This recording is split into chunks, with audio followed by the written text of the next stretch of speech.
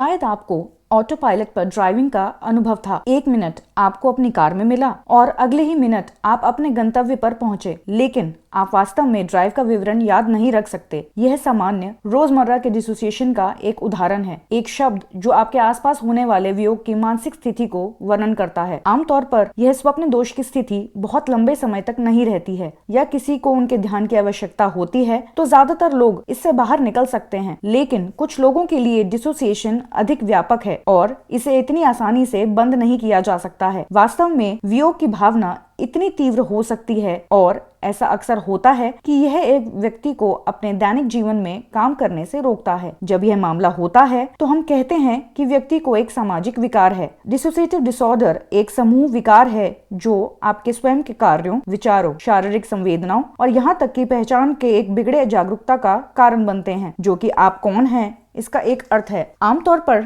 बचपन में होने वाले दुर्व्यवहार या अपमान से स्ट्रेस डिसऑर्डर होने की संभावना होती है। आमतौर पर बचपन में दुर्व्यवहार की उपेक्षा नकारात्मक भावनाओं और अनुभवों को अपनाने का एक तरीका माना जाता है। डिसोसिएटिव डिसऑर्डर को 3 मुख्य प्रकारों में विभाजित किया जाता है: डीपर्सनलाइजेशन या डीरियलाइजेशन, डिसोसिएटिव एमनीजिया और डिसोसिएटिव आइडेंटिटी डिसऑर्डर। इन विकारों में से प्रत्येक विकृति एक स्पेक्ट्रम के साथ आता है, जिसमें डीपर्सनलाइजेशन या डीरियलाइजेशन डिसोसिएटिव डिसऑर्डर के कम से कम गंभीर हैं, डिसोसिएटिव एमनीजिया कुछ मध्यकारी गंभीर हैं व डिसोसिएटिव आइडेंटिटी डिसऑर्डर सबसे गंभीर है। आमतौर पर अधिक गंभीर डिसोसिएटिव डिसऑर्डर ग्रसित व्यक्तियों में कम गंभीर विकारों के तत्व भी मिल सकते हैं।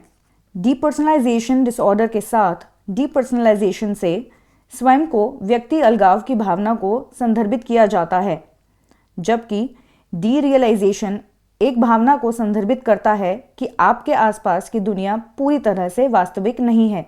विकार वाले लोग अक्सर महसूस करते हैं जैसे कि वह खुद को बेहतर से देख रहे हैं, शायद आपने जीवन की एक फिल्म देख रहे हैं। वह भावनात्मक व शारीरिक रूप से खुद को सुन्न महसूस कर सकते हैं या स्वयं की भावना को कमजोर समझ सकते हैं।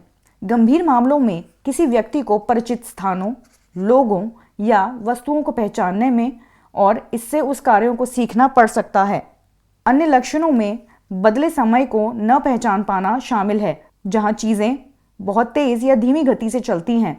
दिमागी धुंधलापन व हल्कापन महसूस करना अफवाह व चिंता का कारण बनती हैं। डिसोसिएटिव एमनीजिया तब होता है जब कोई व्यक्ति महत्वपूर्ण व्यक्तिगत जानकारी को भूल जाता है, जिसे ज्यादातर लोग जीवन भर याद रखेंगे, जैसे कि एक बच्चे के रूप में वे कैसे दिखते थे या उनकी माँ कैसे दिखती थी। डिसोसिएटिव एमनीजिया को 4 प्रकारों में विभाजित किया जा सकता है: स्थानीयकृत, सामान्यकृत, व्यवस्थित और निरंतर। अधिकांश लोगों को स्थानीय भूलने की बीमारी होती है, जिसमें किसी दर्दनाक घटना को याद करने में परेशानी होती है। कभी कभी स्मृति की हानि इतनी ज्यादा होती है कि घटना से जुड़ी महीनों या सालों तक रह सकती है। सामान्यकृत भूलने की बीमारी, जहां कोई व्यक्ति अपने अतीत यहां तक कि गैर दर्दनाक भागों को याद नहीं कर सकता है। सामान्यकृत भूलने की बीमारी की शुरुआत अचानक तनाव प्रेरित हो सकती है। फ्यूगी की स्थिति में व्यक्ति इतना भ्रमित हो सकता है कि वह कौन है या वे मान सकते हैं कि वे कोई और हैं। वे अस्थायी रूप से गहराई वाले निपुण कौशल खो सकते हैं। उदाहरण के लिए, एक कंप्यूटर इंजीनियर लैपटॉप का इस्तेमाल करना भूल सकता है। व्यवस्थित एमनीजिया में व्यक्ति केवल सूचना की एक श्रेणी को भूल जाता है जो किसी तरह के आघात से जुड़ा होता है, जैसे कि एक निश्चित व्यक्ति या किसी विशिष्ट स्थान के बारे में सब कुछ भूल जाना, भले ही यह उनके जीवन का एक महत्वपूर्ण हिस्सा हो। अंत में निरंतर भूलने की बीमारी तब होती है जब कोई व्यक्ति प्रत्येक नई घटना को होने के बाद भूल जाता है और वर्तमान क्षणों के अलावा कुछ भी नहीं रखता, कुछ मछली डोरा की तरह जो फिल्म फाइंडिंग नेमो में दिखाया गया है। निरंतर भूलने की बीमारी हमेशा मनोवैज्ञानिक आघात से संबंधित नहीं होती है। तीसरे प्रकार डिसोसिएटिव डिसऑर्डर, जो डिसोसिएटिव डिसऑर्डर का तीसरा प्रकार जो डिसोसिएटिव आइडेंटिटी डिसऑर्डर है, जिसे मल्टीपल पर्सनालिटी डिसऑर्डर भी कहा जाता है। डिसोसिएटिव आइडेंटिटी डिसऑर्डर को 2 प्रकारों में विभाजित किया जा सकता है: कोवर्ट डिसोसिएटिव आइडेंटिटी डिसऑर्डर या ओवर्ट डिसोसिएटिव आइडेंटिटी डिसऑर्डर। अब तक का सबसे आम विकार है कोवर्ट डिसोसिएटिव आइडेंटिटी डिसऑर्डर। यह तब होता है जब कोई व्यक्ति अचानक नाटकीय बदलाव का अनुभव करता है, जैसे कि उन्होंने किसी अलग व्यक्ति या लोगों की विशेषताओं को ले लिया है, जैसे वे कैसे अनुभव करते हैं, सोचते हैं या महसूस करते हैं। गुप्त रूप से कुछ लोग उस व्यक्ति की आवाज को सुन सकते हैं व महसूस कर सकते हैं कि कोई उनसे बात कर रहा है। कोवर्ट डिसोसिएटिव आइडेंटिटी डिसऑर्डर वाले लोग आमतौर पर जानते हैं कि उनका अनुभव असामान्य है। वह खुद को भटका या शक्तिहीन महसूस कर सकते हैं अपने मूड व बर्ताव को समझने के लिए। दूसरी ओर हद से ज्यादा डिसोसिएटिव आइडेंटिटी डिसऑर्डर वाले लोग 2 या अधिक विशिष्ट पहचानों को मानते हैं, जिन्हें कभी कभी व्यक्तित्व या ऑल्टर भी कहा जाता है। पहचान अलग है क्योंकि मूल व्यक्ति की तुलना में अलग अलग बात करते हैं व कार्य करते हैं। ये वैकल्पिक पहचानें किसी व्यक्ति के शरीर और दिमाग को पूरी तरह से ले लेती हैं व अन्य पहचानों को अस्थायी रूप से दबा देती हैं। उनकी पसंद,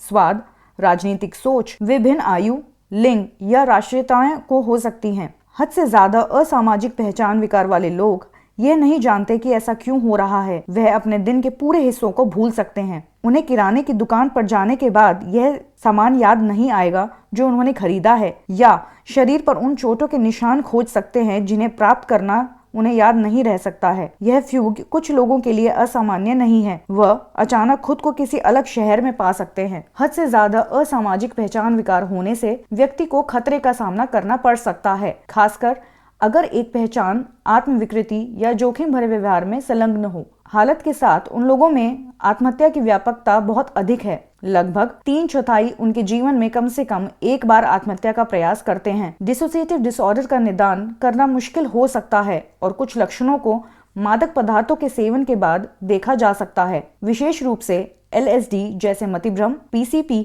और केटामाइन जैसे दवाओं के डिसोसिएटिव प्रभाव, दौरे, मस्तिष्क आघात, साथ ही मतिभ्रम जैसे पुरानी स्थितियां भी शामिल हैं। एक चिंता विकार की तरह मनोरोग की स्थिति विशेष रूप से एक आतंक हमले के दौरान पहचान, समय और सनसनी बिगड़ा भावना पैदा कर सकते हैं, लेकिन ये लक्षण आमतौर पर मिनटों से लेकर घंटों तक रह सकते हैं। डिसोसिएटिव डिसऑर्डर के साथ लक्षण वर्षों तक बने रह सकते हैं। अंत में बाइपोलर विकार और स्किज़ोफ्रेनिया भी नाटकीय मिजाज के कारण असंतोषजनक पहचान विकार का कारण बन सकते हैं, लेकिन जबकि यह अवसादग्रस्तता या उदासीन मूड कम से कम 1 सप्ताह तक रह सकते हैं। डिसोसिएटिव आइडेंटिटी डिसऑर्डर में व्यक्तित्व का परिवर्तन केवल प्रत्येक मिनट में घंटों तक होता है। डिसोसिएटिव डिसऑर्डर्स के उपचार में आमतौर पर मनोचिकित्सा शामिल होती है ताकि लोग अपने आघात को सुरक्षित रूप से संशोधित कर सकें। डिसोसिएटिव आइडेंटिटी डिसऑर्डर के मामले में थेरेपी का लक्ष्य पहचान कर संलग्न को सुविधाजनक बनाना है,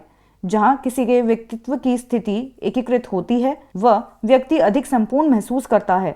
सब ठीक है त्वरित पुनरावृत्ति के रूप में डिसोसिएटिव डिसऑर्डर अक्सर गंभीर या लंबे समय तक आघात के अनुकूल होने के प्रयास के रूप में विकसित होते हैं। स्पेक्ट्रम के कम से कम गंभीर छोर पर गिरने घटनाओं के असामान्य धारणा में व्यवधान के कारण डीपर्सनलाइजेशन या डीरियलाइजेशन डिसऑर्डर होता है। स्पेक्ट्रम के बीच में गिरते हुए डिसोसिएटिव एमनीजिया में स्मृति में व्यवधान के कारण होता है। स्पेक्ट्रम के सबसे गंभीर छोर पर गिरते हुए डिसोसिएटिव आइडेंटिटी डिसऑर्डर एकल व पूर्ण पहचान के साथ एक समस्या के कारण होता है।